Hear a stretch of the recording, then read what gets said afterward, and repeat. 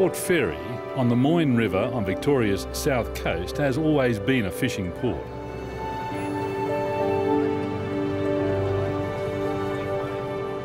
First whaling, then barracuda, salmon, crayfish and shark. It was renamed Belfast by pioneering whale entrepreneur John Griffith. In the 1870s, it was a bustling fishing port. Not so today. An Act of Parliament in 1887 reverted the name of the town to Port Fairy.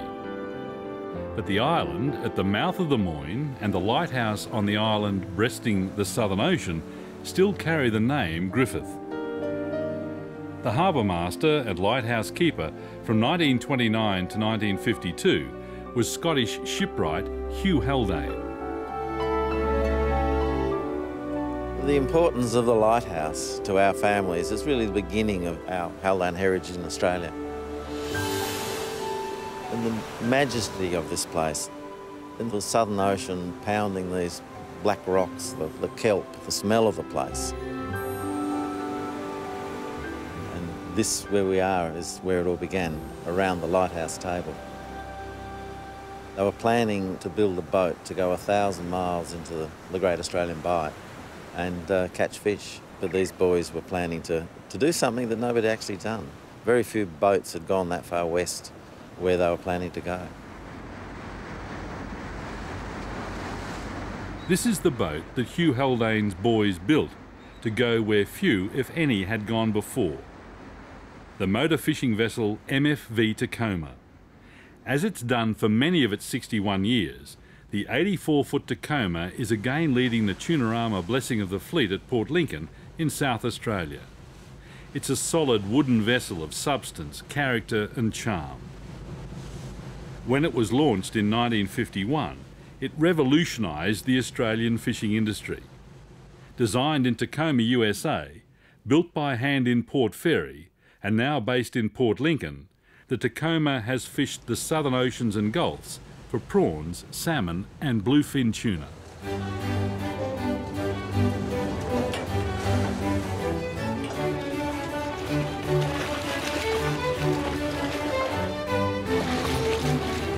This is the story of three men, their three sons and a boat. Australian pioneering boat builders and fishing brothers, Hughie, Alan and Bill Haldane, and their sons, Robin, Andy and Ross.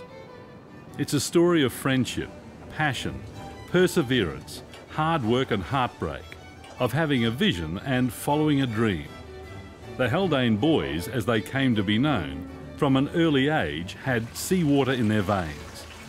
I think anybody that was brought up on an island off the coast of Bass Strait in Griffith Island would have to have some sea in their blood. By 1944, the three brothers, with the help of their father Hugh, had built two 40-foot boats to net gummy sharks, the Amaryllis and the Dolphin, and a surf boat to catch inshore schools of salmon. Dad had the darkest hair, and that's really dark. So No, that's Dad. That's Dad. He's wearing a black shirt. Yeah, no, No, he wouldn't have been wearing a black shirt. That's his ears, look. That's his bloody ears. For the past 3 years, the three Haldane cousins, the sons of the three boat-building boys, have been working with the Tacoma Preservation Society to get the vessel ready for a different sort of journey into the Southern Ocean.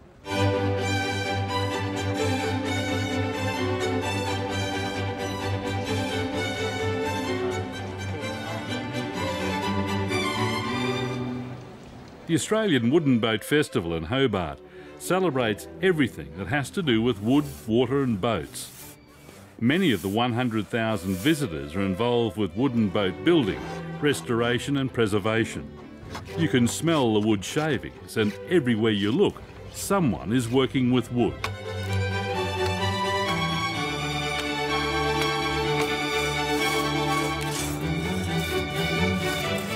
The Tacoma was invited to attend the Wooden Boat Festival as a feature vessel. Thousands came to look and in some small way connect with the tuna clipper's working life. Bring him into the boat. Well done, guys. Tuna fishermen. Two of them flew from the west coast of the US. Kathleen and Claire Petrich's family established the Western Boat Building Company. Okay, so there's two different compasses that they had to use. This is one of them. That was the original. And the fishing vessel Tacoma is very important to the Petrich family because it is a one of a kind.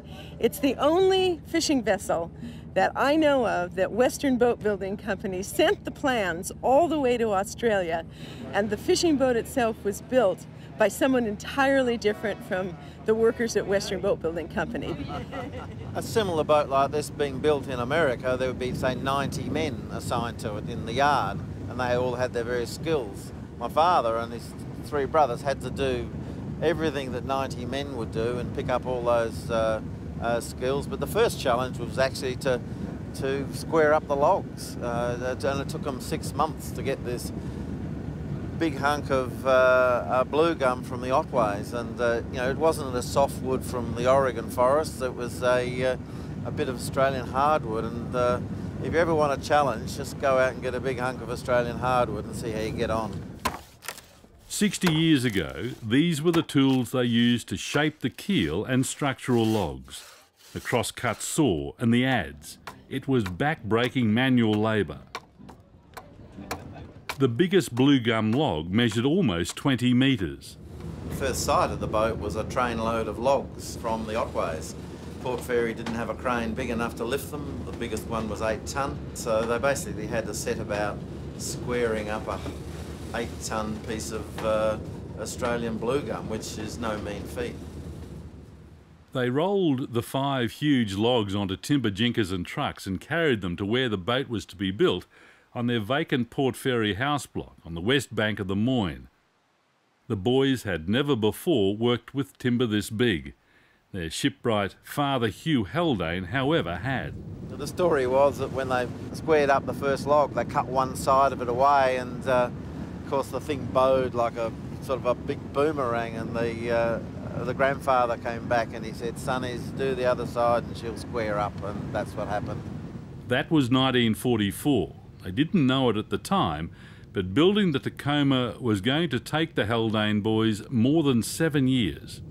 I think they fooled themselves in some ways. They thought it was going to be a 2-year project.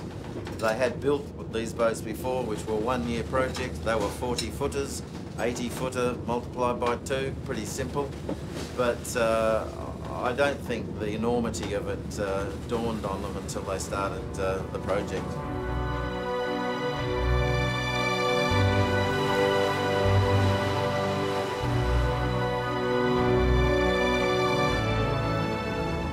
With the Wooden Boat Festival in Hobart behind them, the crew's thoughts turned to getting the Tacoma safely back to Port Lincoln, and on the way returned to the Moyne and Port Fairy for the first time in 60 years.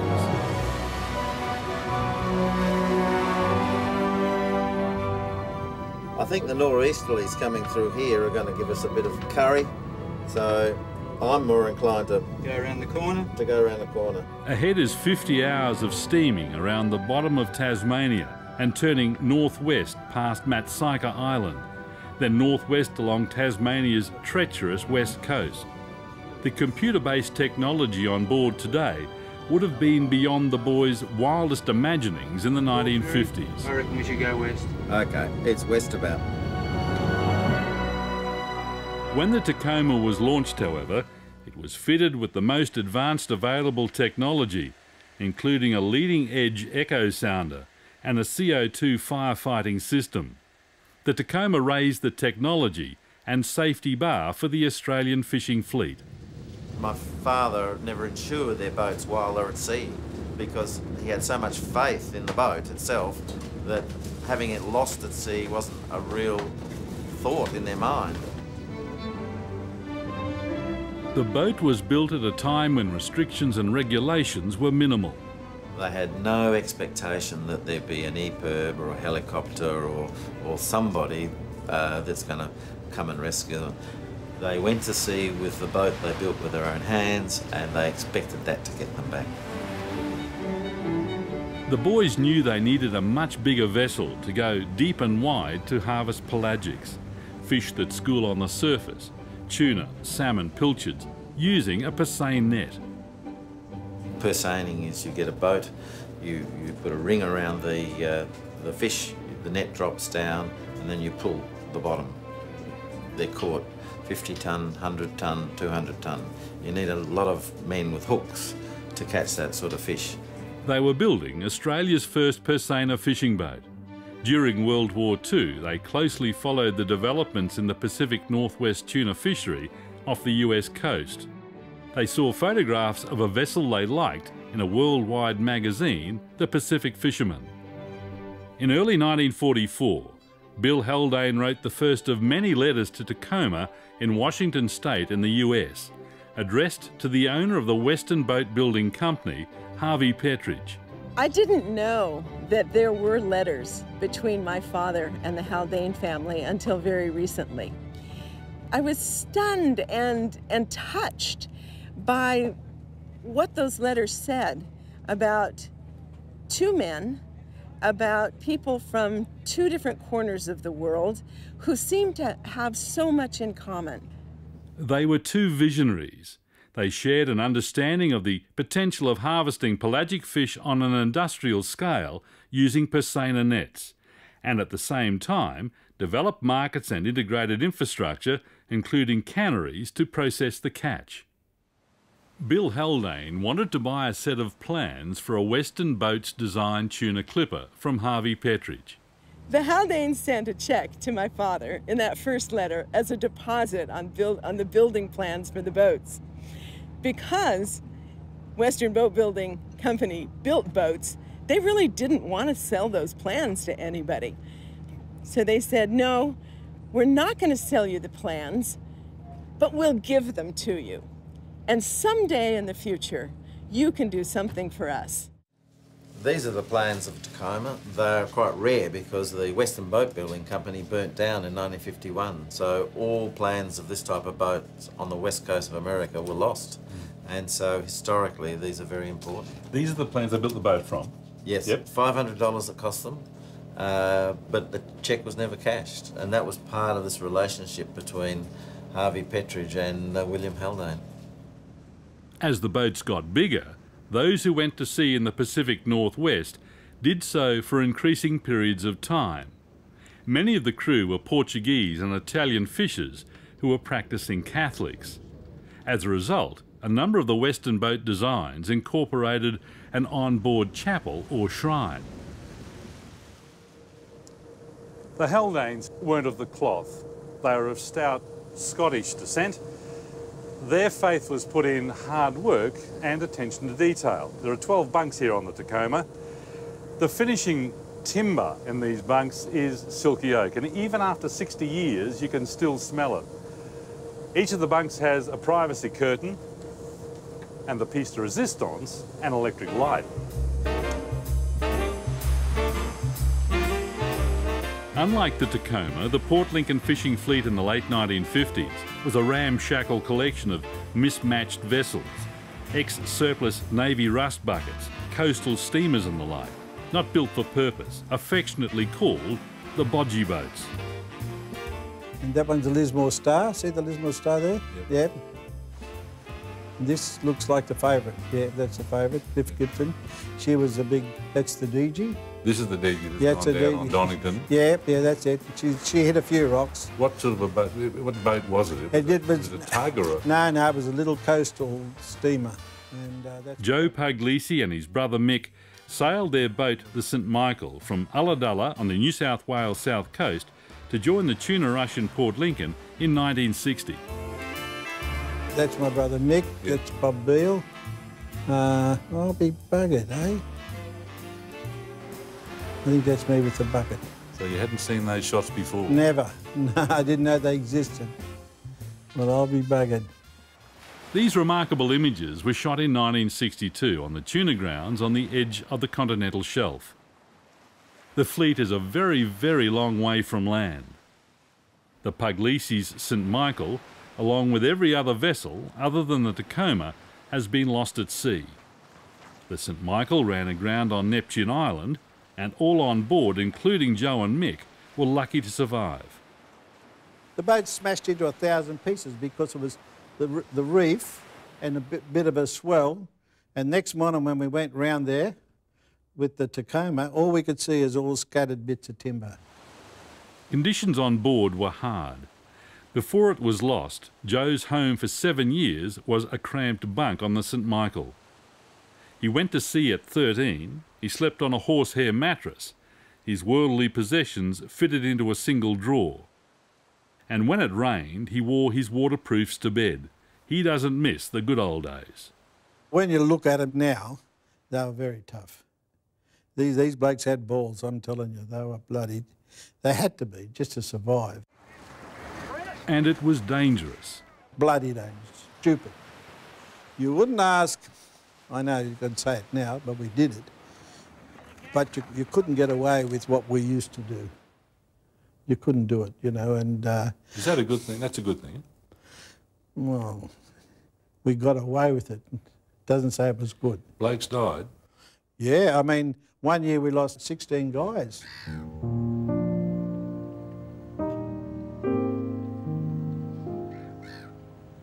The hauntingly beautiful, solid granite rock fisherman's memorial in the marina at Port Lincoln has two sides. Towards the sea are the expectant faces of the women and children waiting for the return of their husbands and fathers. On the other, the sorrow of those knowing they will never see them again. Fishing is a very dangerous occupation. It's the most dangerous of any in Australia, even the world.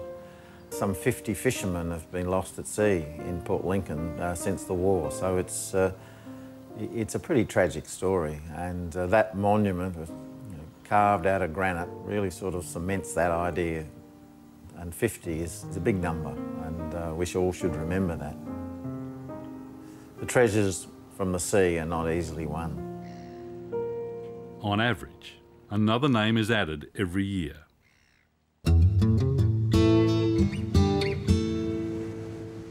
Matsyker Island is 12 kilometres off the coast.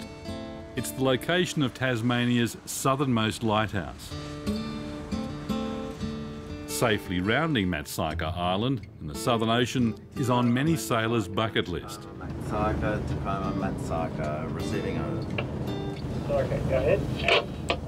Roger, Matsyker. Good morning. We're the motor fishing vessel Tacoma out of Port Lincoln, just rounding your beautiful island and on our way up the west coast to Port Fairy over. Very nice, very nice. You've picked a lovely day for it, which is no mean feat in this part of the world. Martin Stennett and his family from Queensland have been on the island for a month. He's the current volunteer caretaker. His real job is an electrical engineer. We're old men, and this has been one of our little boyhood dreams. Matsyker Island has to be the ultimate sea change. Driving rain, raging winds and huge swells are the norm. Today is the exception. Clear, still and flat. I'm glad you touched base too. It's always good to hear from someone out there something about. There were considerable challenges getting boat building materials post-war. Ex-military equipment was snapped up. The first of the Tacoma's 2 diesel engines was out of a US Navy landing barge used in the Pacific War. It was an Atlas Imperial engine, which was one of the biggest sort of diesels that were ever made for the horsepower. Getting an engine was one thing. Getting 18 tonnes of it into the boat was another. Then it was dismantled and reassembled in the boat. The heaviest lift was about 8 tonnes, so it was still a task, you know, it was not an easy task, but they got it in. Now it was in, but how do you start it? Their first attempt startled them. They left all the decompression valves open, so when they started it, there was all this banging and sparks and soot and stuff coming out. So they shot up the ladder like rats, rats up a drain pipe. So that would have been pretty full on. Andy Haldane is Alan Haldane's son. He's at home here. He spent his working life more than 40 years on the Tacoma. He knows the engine room inside out. Tacoma's second and current engine was installed when she needed more power to trawl for prawns in the early 70s. It came from Denmark. It's 500 horsepower at 500 revs. It's about half the size of the original engine, but twice the power.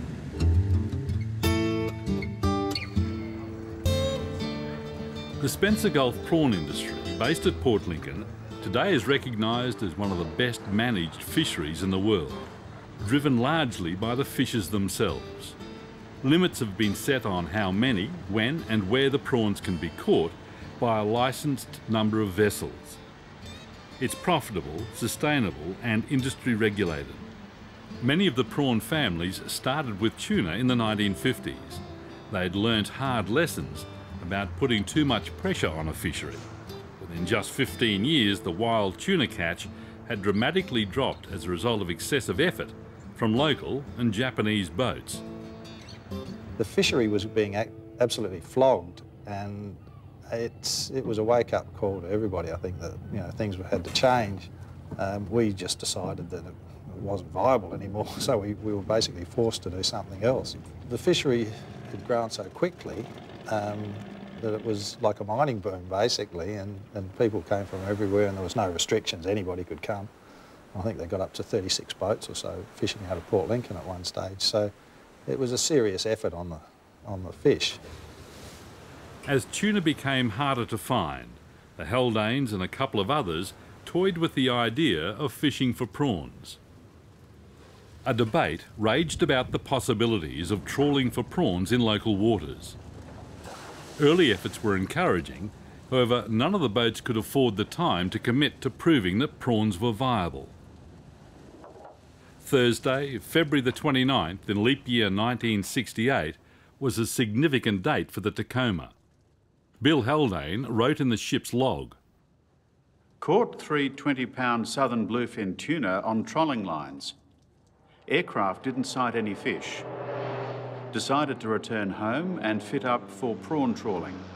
We weren't catching much, that was the problem. There was no money, we were very poor. We couldn't afford, basic things. We couldn't afford paint for the boat at one stage. It got to be so bad. So anything that came along that would pull us out of a hole was welcome, and prawning did that. As soon as we went prawning, we were starting to make money. Every night you went out, you made money, which you never did with tuna. It was just the odd hit. You get a hit. Tuna's very much a gamble, whereas prawning is a regular income. The prawns are tipped down a chute in the appropriate sizes and are sorted below more accurately. Also, the damaged prawns are taken out. They are then weighed. Once again, the Tacoma led the way. Over time, the boat was transformed into South Australia's first fishing vessel, capable of catching, freezing, packing and storing product on board. This allowed it to stay at sea for long periods, improve the quality of the product and reduce operating costs. It didn't need to frequently return to port to unload its catch. The Department of Primary Industry approved the final product. Most of the blocks of snap-frozen prawns were exported overseas. When we started prawning, we were warned about prawning becoming a boring job, and we sort of didn't believe that at first, but we soon learnt that that's really the reality of prawn fishing compared with tuna fishing.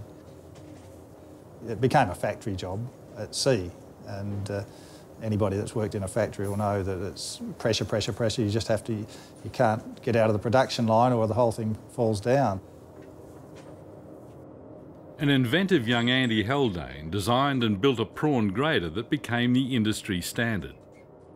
In some respects, I consider the Tacoma to be a research vessel for much of its life, which, it's not a good thing if you're trying to be a commercial venture, but we did do a lot of research work compared with other fishermen, especially in the prawn fishing and the tuna. The key player in all of this was Bill Haldane. His influence on the Australian fishing industry is immeasurable and far-reaching. He was able to, in a lot of his documents, calculate exactly how many boats and men you'd needed to harvest these fish, and whereas invariably almost all governments overshot that mark by putting too many boats in and too many men. The light southeast breeze is blowing, so it'll be good conditions for prawning tonight. He had a very good understanding of how fisheries went. So whether it was visionary or just knowing the resource he was dealing with, he was certainly well ahead of his time. What the South Australian government and the Port Lincoln prawn fishers had learnt from the decline of wild-caught tuna stocks was the need for licences and strict controls from the beginning. If it hadn't have been for a couple of pivotal people in government and fisheries at the time, a chap called Mick Olsen and my father, they were the ones that were able to bring in the concept of limited entry or limited fishery, and without that, our fishery would have been a basket case, just like New South Wales and Queensland went on to be. Andy Haldane is a practical man. He clearly understands the enormity of the task completed by his father and his two uncles in building the Tacoma.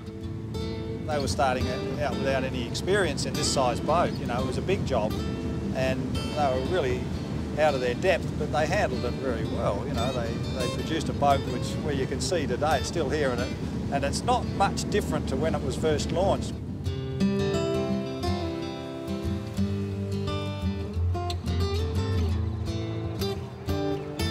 The politics and intrigue involved in the building of the Tacoma here on the Moyne reads like a rollicking novel.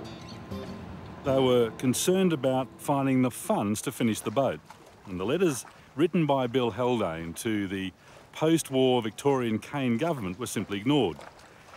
The Commonwealth government didn't believe there was sufficient interest or capacity in the Tacoma for a defence vessel. And, well, the boys' bank simply thought it was too risky a venture.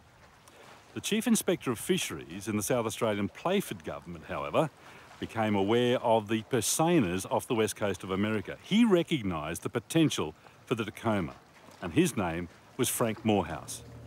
Morehouse was very pivotal. He visited Port Fairy, he saw the boat, he'd been to America, he knew the potential of these sort of boats, and don't forget, at that stage in Australia, more than half of our fish was imported. And so every state was looking at trying to address that issue, and Morehouse knew some of his resources in South Australia, and he knew that this sort of boat was the one he needed to develop South Australian fisheries. So he was the man. Morehouse convinced South Australian Premier Tom Playford to lend the Haldane boys £20,000 to finish the boat.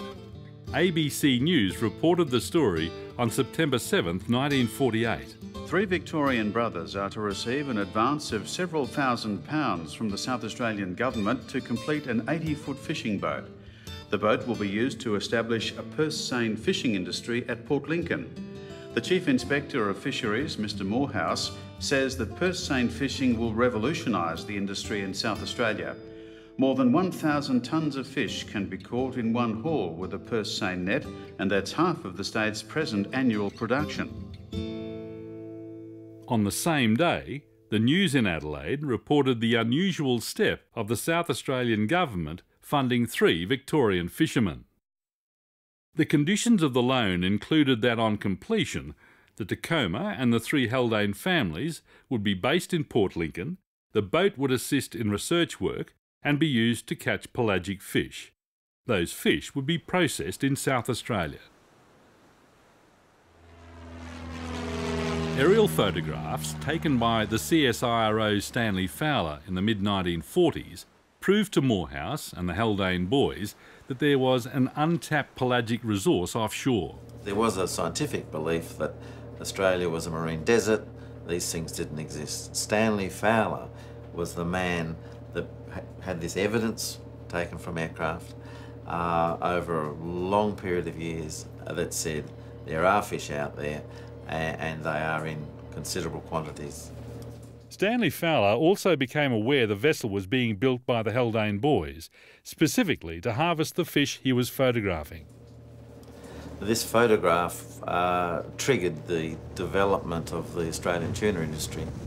The tuna resource is one that can be accessed by the 3 states, Tasmania, Victoria and South Australia, and South Australians were the ones to grasp the nettle and put their money up.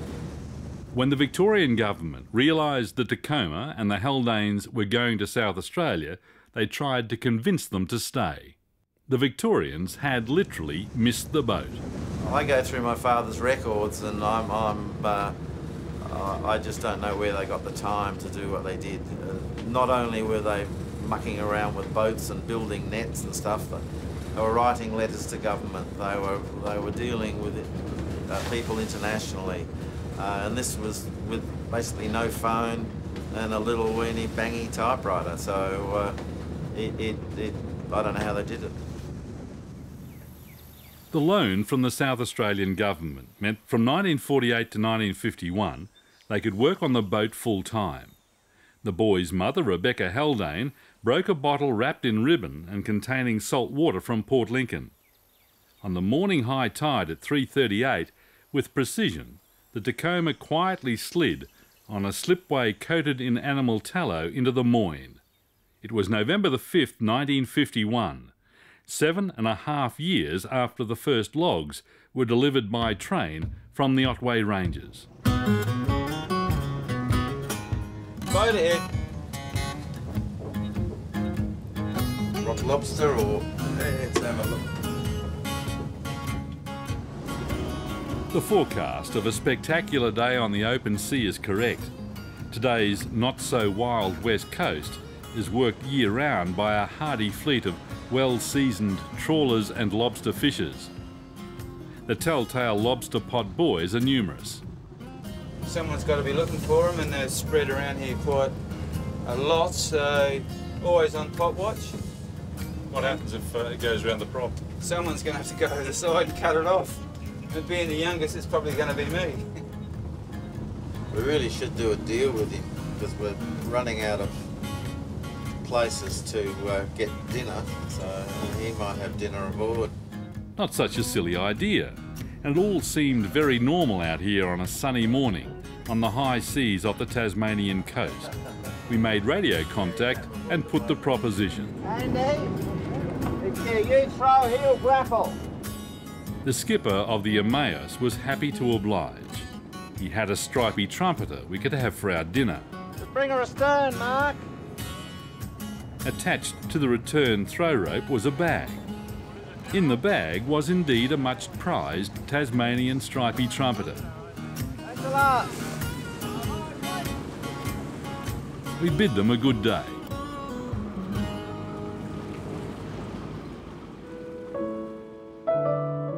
It took a couple of months to load the boat with the worldly possessions of 3 families.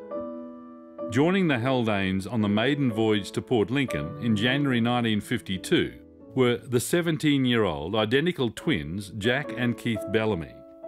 The Bellamy boys had watched the vessel being built and jumped at the chance of an adventure. The Tacoma's log for Sunday, January 6th simply states, Left Port Fairy for Adelaide 6 p.m. Wind southeast, fresh with moderate sea. They arrived at Port Adelaide 2 days later. Australia's first per seiner was big news. They loaded on board an untried experimental CSIRO per seiner net, a net which theoretically had the capacity to catch 1,000 tonnes of fish in a single haul. They left for Port Lincoln 10 days later and arrived to a mixed reception from the local fishers. Some thought that it was going to come and scoop up all the fish in the ocean and leave none for them. The reality is a lot of the sons and the daughters of those that were against this project were actually absorbed in the industry and have made their livelihoods out of it.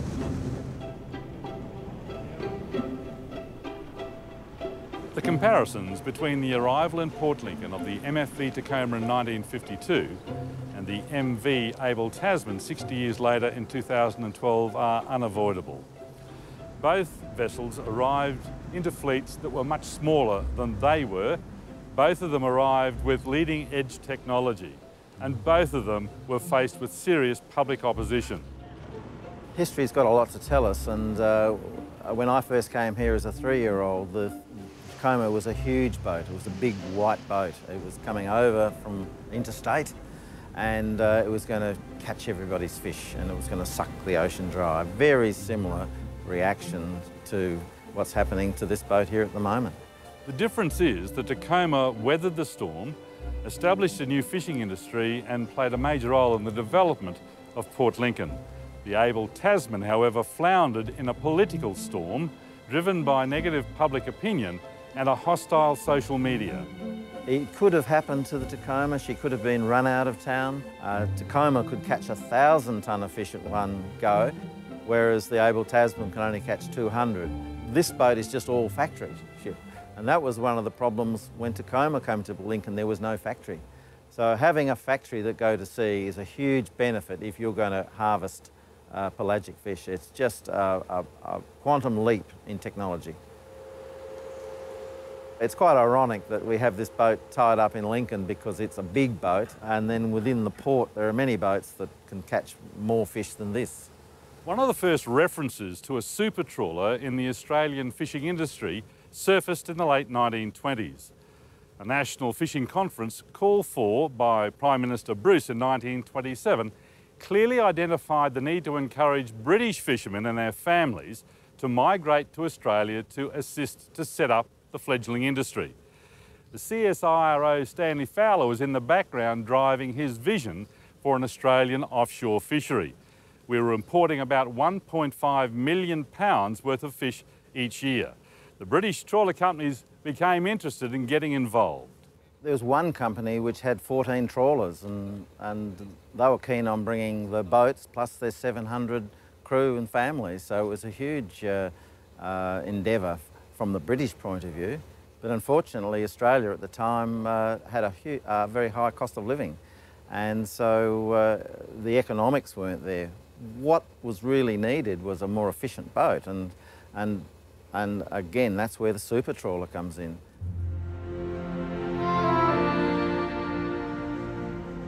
In 1952, the truth was that due to the experimental nature of the venture, no one in Australia really knew how to net pelagic fish. In the first 4 years, the Tacoma struggled to repay the interest on the government loan and put food on the table. They almost went broke. The equipment on board was really not up to the period. They were basically on a hiding to nothing. If they had an accountant, they would have said that this thing will never get up. Stanley Fowler's net, on loan from the CSIRO, proved to be next to useless. It was made of heavy cotton and had to be man-handled. Nylon nets and hydraulics for fishing boats were some way off. This is Boston Island off the coast of Port Lincoln. On the northern side of the island, the Tacoma finally had success with the experimental CSIRO seiner net. The haul of 10 tonnes was the first tuna seined in Australian waters. The date was Wednesday, the 25th of February, 1953. The Department of Fisheries kept pressuring the Haldanes to spend time doing research work for them, but the government wouldn't provide adequate funds. And when they had some success netting salmon, the local cannery at Port Lincoln didn't have the capacity to process all the catch. Tonnes were regularly buried. Ironically, the much anticipated and experimental purse-seining method of fish harvesting, for which the Tacoma was designed, took another 20 years before it was successful. The Haldane boys argued long and hard with South Australian Premier Playford that they needed assistance from an experienced US tuna fisher.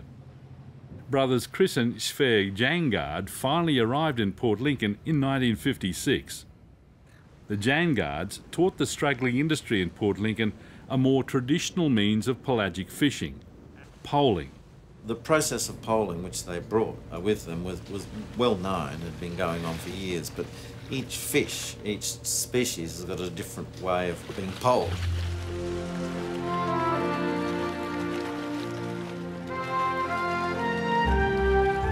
Having that knowledge of their own species, when they came here, they were quickly able to get onto bluefin and work out how they think, and the rest is history.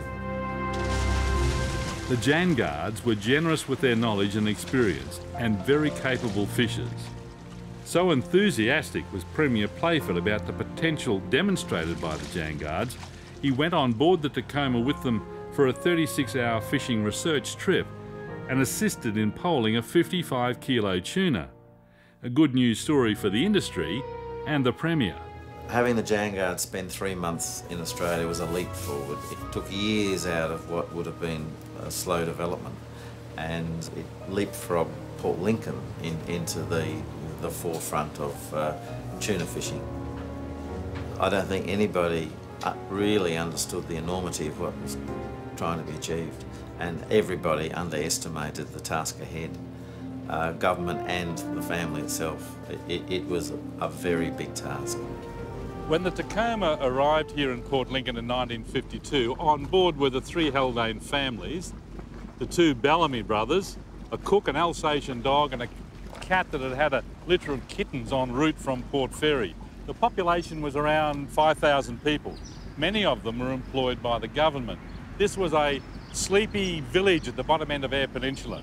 Today the population's around 16,000 people, and many of the successful businesses and industries that are here today can be directly linked back to the arrival of the Tacoma in 1952.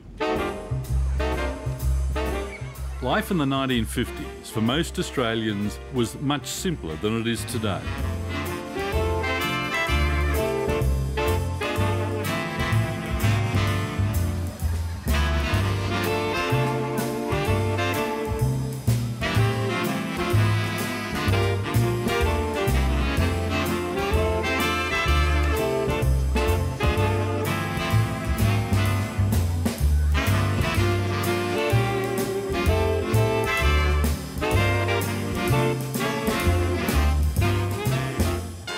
The 3 Haldane families were provided with government housing.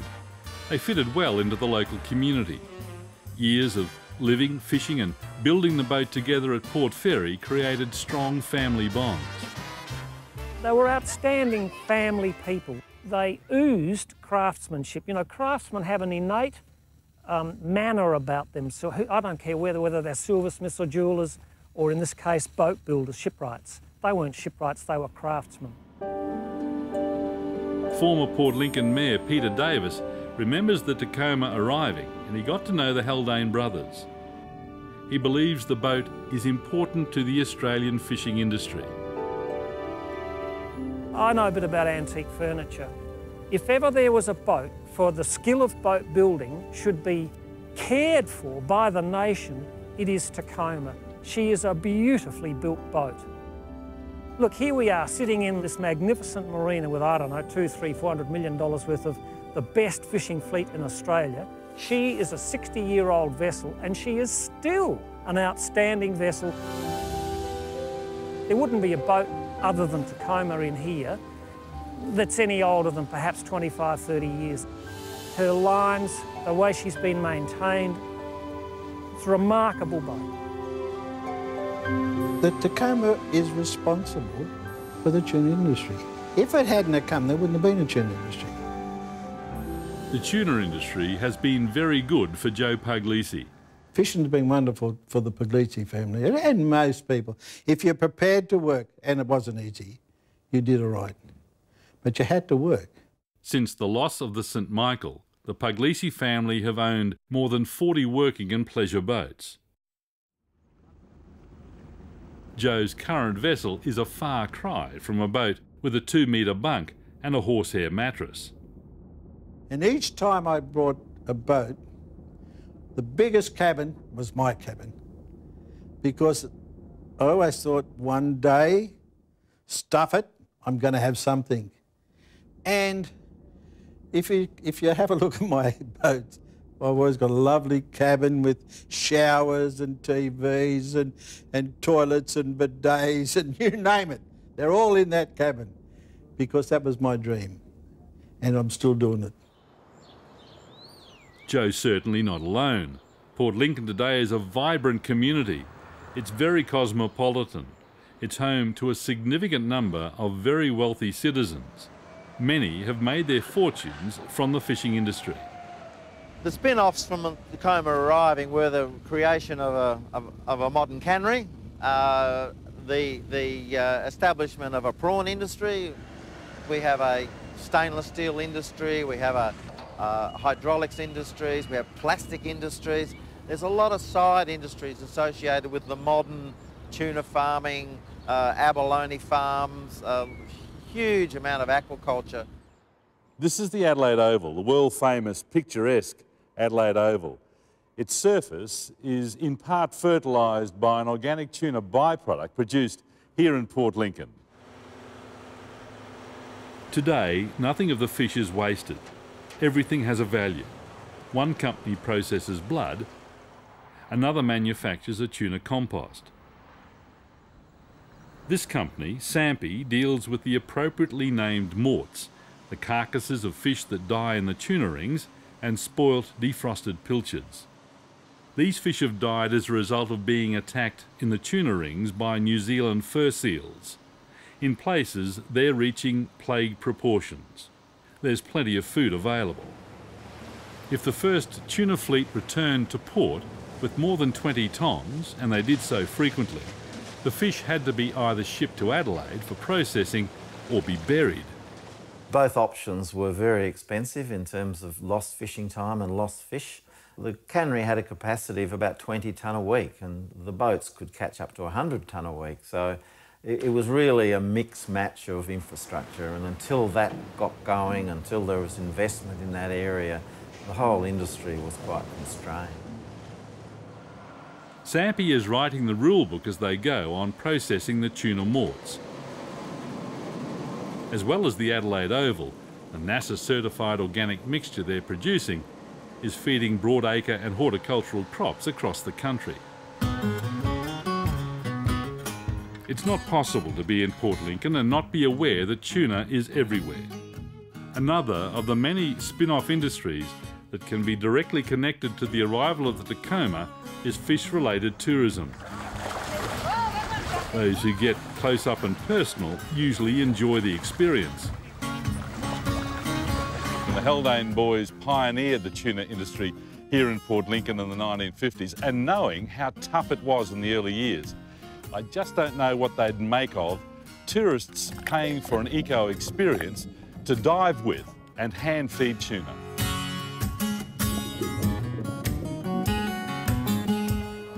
Today, most of the Australian 4,500 tonne quota of southern bluefin tuna, farmed and processed at Port Lincoln, is destined for the critical Japanese sashimi market. If we were stuck with canning tuna in Port Lincoln, we would have a turnover of something like $8 million at $2 a kilo. And currently we have a turnover of the same weight of fish of in excess of 200 million. So without Japan and without sashimi, Port Lincoln would be a very, very different place.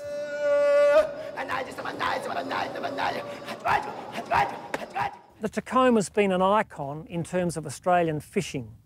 She is an absolute icon in terms of boat building, and as an emblem, a symbol of the Haldanes as a family, you know, strength, rigidity, reliability, you name it, Tacoma oozes it. We're just so lucky to have her here as a boat.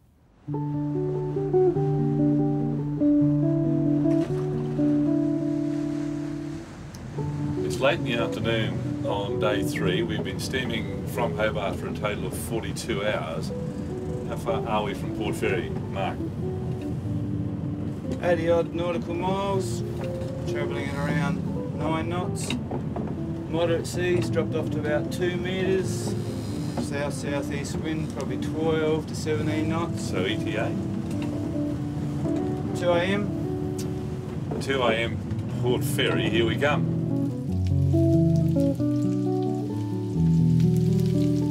Jack Bellamy and his identical twin brother Keith were on the Tacoma's maiden voyage to Port Lincoln in 1952. Jack is now 78.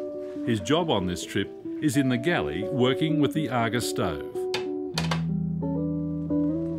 The Bellamy brothers lived on board the Tacoma after it arrived in Port Lincoln. Jack got to know the Argus very well. Like the original, this cooker is powered by coke. As was the practice at the time, When large equipment was replaced, the original Atlas engine and the first Aga were tossed overboard. The cooker was replaced with an on-off electric stove when the boat went prawning. We persevered with the Aga for a while, prawn fishing, but it didn't suit to be stopped and started. It was a stove that had to go all the time, and we were doing short trips prawning. We'd do 3 or 4 nights, and we'd come back, and the thing would die out, cool down, and you'd have to restart it so often. In recent years, the Tacoma Preservation Society sourced a replacement Aga cooker in the Adelaide Hills. It was in a serious state of disrepair. The Society restored and returned the Aga to its rightful place in the galley, making Jack a happy man. Cooked for about 30 years, 25, 30 years on it, so I should know by now. The inventor of the Aga is one of Sweden's finest, Dr. Gustaf Dahlen. There's a quirky connection between Jack the fisherman and Gustaf the inventor. He was prolific. His work on a sun valve that automatically turned itself on and off enabled lighthouses and buoys to function unattended for up to a year. A handy and potentially life-saving thing if you're a fisherman in the Southern Ocean. Before Gustaf Dahlen was awarded the 1912 Nobel Prize for Physics for his work, he was blinded by an explosion during an experiment involving acetylene gas. The cast iron Aga cooker was developed largely for safety reasons. The Dahlens had 4 young girls, and the sightless Gustaf was spending a lot more time working from home. He recognised the need for a warm-to-touch cooker that wouldn't burn him or young fingers. Since 1929, every Aga stove that's been built has come from exactly the same factory in Sweden. Tea's ready. Jack spent most of his working life on the Tacoma. Darren, would you mind shooting down and get that ice cream, please? The Bellamy brothers were inseparable. Their lives revolved around fishing and the boat. The biggest fish they caught was more than 80 kilos. On one trip, Jack and Keith, with 4 others, set a world poling record. We poled 40 tonne in 4.5 hours. Say that again slowly. We poled 40 tonne in 4.5 hours. There was fish lying around the deck, and when she rolled, 3 or 4 roll over. Nobody wanted to get off and put them away. Everybody just wanted to catch fish. It's 44 years since a southern bluefin tuna has been caught using a bamboo pole on a wooden boat in Australian waters. The Tacoma, with Jack on board, last did it in 1968. It was about time to give it a go again. The question was, could we find them? And if we did, at 78, could world record tuna poler Jack Bellamy get one more on board? The paying crew are supporters of the Tacoma Preservation Society. They've come from across the country to reenact a slice of Australian fishing history. They've seen the old footage. None has poled a tuna before. It's on their bucket list of things to do. That sits down in there. The hand goes down to hold that in until the fish hits. And after the fish gets on, you bring your hand up onto there and you lose your strength to bring him in like that. The fish is on, your hand It's goes simple up when there. you know how. It's all about technique. As the fish rises to attack the specifically designed shiny barbless squid at speeds of up to 75 kilometres an hour, the poler uses that momentum to lift the fish on board. The racks on the back of the boat put the poler closer to the water and reduces the effort needed to lift the pole fish. Now, it's these little fellas, they look small and innocent, but these are the real heroes in this whole tuna story. Without these, you can't catch tuna. It was the Jangard brothers from the US who introduced the Port Lincoln fleet to live bait fishing. Tossing or chumming with live pilchards keeps the tuna school in a feeding frenzy. Once you had that feeding frenzy, then you could put a man on the back of the boat in a rack with a bit of bamboo in his hand, and he could pull on that thing and pull the fish into the boat. That technology involved you know, little squiddy things or the way the wire hooks on, that all had to be refined, and the Americans had that down pat. It was American technology that really got the whole thing going.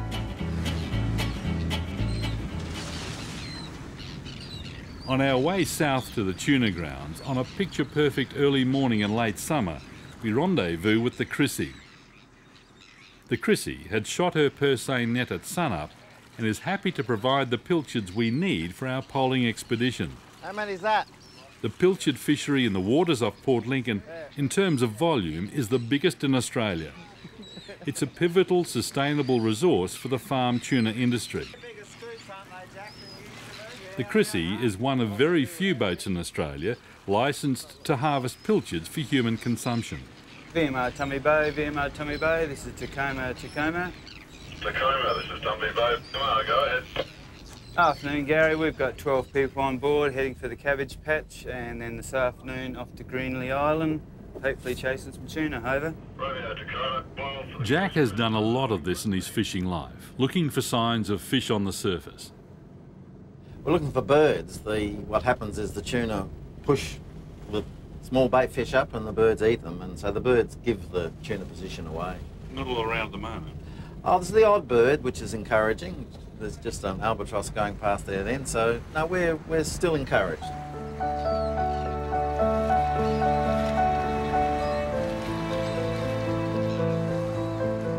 The water area of Australia is 7 times the continent, so we're looking for a tennis court in an area 7 times Australia. So it's a needle in a haystack job. You're talking a challenge. Well, a bit of a challenge. Will Jack get to, after 44 years, get a tuna across the back of this boat? Well, we might have to stay there. He will. No, he will. No, we'll do it today or tomorrow. We'll do it today or tomorrow. Yeah, we got them. They're stripies, Nick. They're stripies. They're just ahead of us here now. They're striped tuna. They're about that big. Fish are sighted in small numbers, and the crew get their first taste of what it's like to be a tuna poler without success. The disappointment and frustration is obvious. This is harder than it looks on the film, and we haven't even caught a fish. We've seen plenty of birds, we've seen a fish in the distance, but we've got fish on the troll line and broke them up. Let's go far out. Tuna! Tuna off the starboard bow! What do you reckon they are? They're tuna. After many false starts, finally we found an estimated 30-ton school on the surface, and all hell broke loose. Come up! Come up! There they are there! Like a squadron of aircraft, the tuna school got into formation and followed the boat. The lack of experience was beginning to show.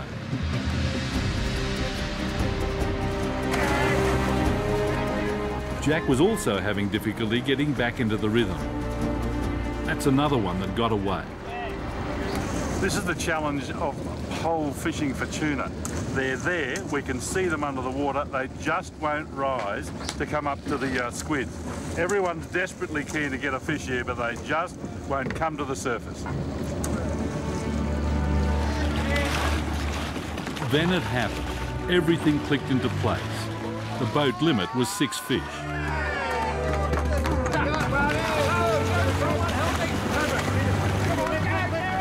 The brittle bamboo poles were almost as old as the crew using them. Both the crew and the poles were feeling the pressure. It was an adrenaline rush.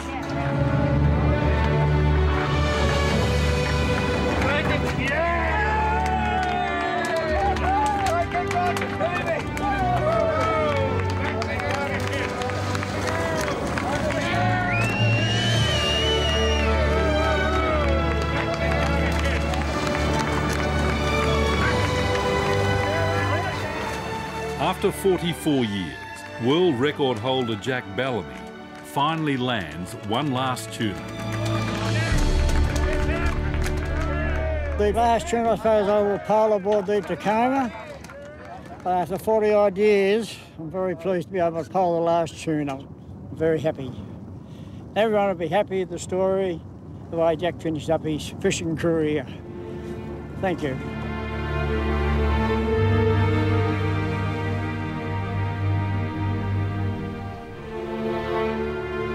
The log of that day reports that Keith Bellamy was lost at sea.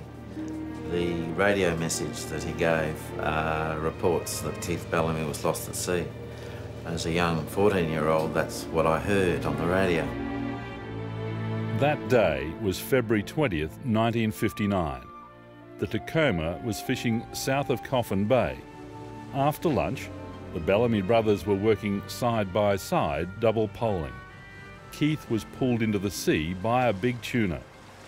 Both boys hung onto their poles. Keith was dragged behind the boat. He's in the water, hung on the head, but in the meantime the water was getting forced down his throat. As they're having dinner, come up and choke him, and that was it. Those on board watched Keith drown. It was a tragic accident. It took less than 3 minutes. Keith Bellamy was 25 years old. My father dived off the bridge of the boat and tried to swim down and grab him. You must remember that out there the water is crystal clear blue. You can see a huge depth, and so it must have been a horrific sight for the crew to stand on the back deck of that boat while it was wallowing in the swell. And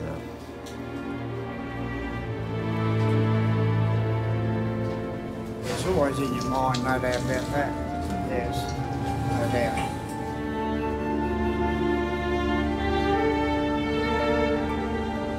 it had an impact not only on my father but also the whole family, my own fishing career. It's part of my thinking when I was dealing with safety issues. And all seamen will tell you, once you lose your nerve with the sea, you're never the same. And I think that day my father would have lost his nerve with the sea because he was never a young, bold sailor anymore. He was an old man of the sea.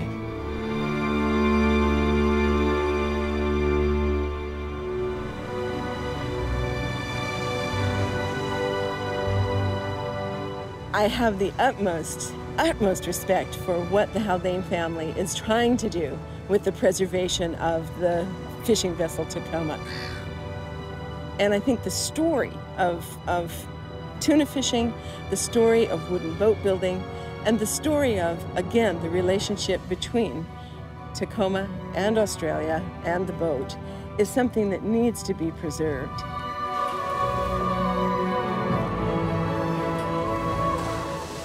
So near and yet so far. Just a couple of nautical miles in that direction is Port Fairy. We steamed throughout the night and got here around 3 a.m. But because of the rising seas and 30-knot winds, the decision was made for safety reasons not to attempt to enter the Moyne. So it looks as if the Tacoma is going to have to wait another day before it returns to Port Fairy.